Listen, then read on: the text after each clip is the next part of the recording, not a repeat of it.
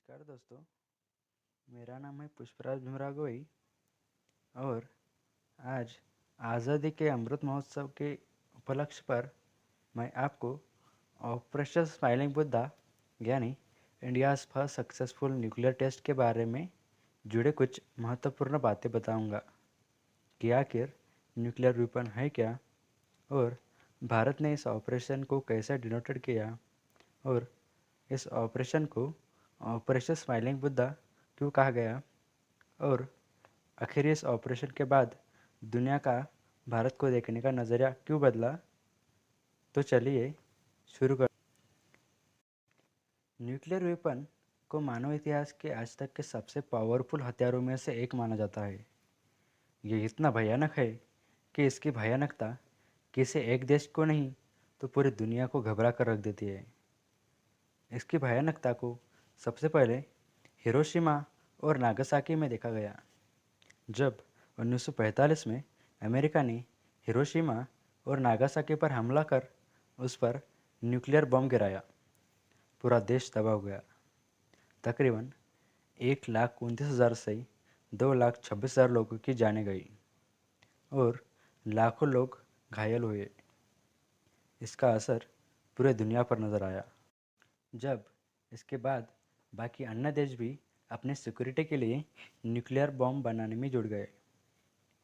America के बाद Russia ने 1949 में RDS-1 से पहला परीक्षण किया।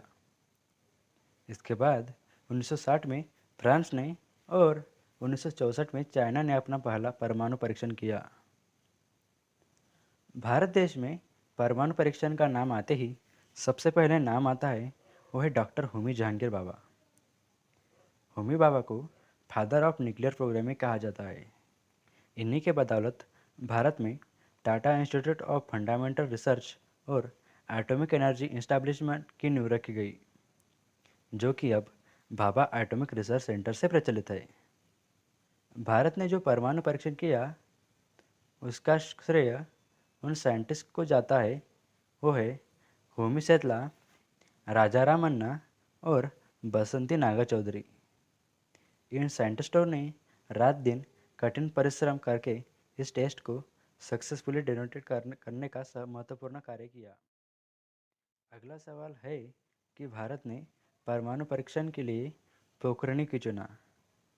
तो जो न्यूक्लियर टेस्ट के लिए जगह ऐसी जगह होनी चाहिए जहाँ ज़्यादा आबादी ना हो, और ऐसी जगह भारत में सिर्फ राजस्थान के जैसलमेर जिले के पोखरण में ही थी, जहाँ आर्मी बेस कैंप था। अगला सवाल इस है कि इस ऑपरेशन को ऑपरेशन स्माइलिंग दागी क्यों कहा गया। तो यह ऑपरेशन 18 मई 1974 के सुबह 8:05 पर सक्सेसफुली लॉन्च हुआ और जब इस ऑपरेशन को लॉन्च करने के बाद भारत के तत्कालीन प्रधानमंत्री श्रीमती इंदिरा गांधी जी को फ़ोन पर बताया गया, तब फ़ोन पर फाइनली बुद्धा इज स्माइलिंग कहा गया। और जब इंदिरा गांधी जी ने प्रेस कॉन्फ्रेंस में बताया, तब उन्होंने कहा कि ये पीसफुल न्यूक्लियर एक्सप्लोजिव है।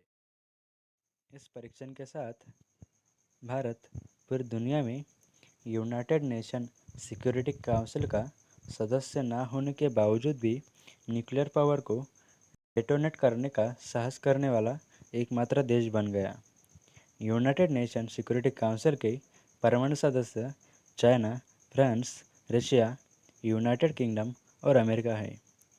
इस टेस्टिंग को सफलतापूर्वक कामयाब बनाने के बाद भारत ने इन देशों के होश उड़ा दिए और अब भारत उन देशों में शामिल हो गया जो कि न्यूक्लियर पावर से ले।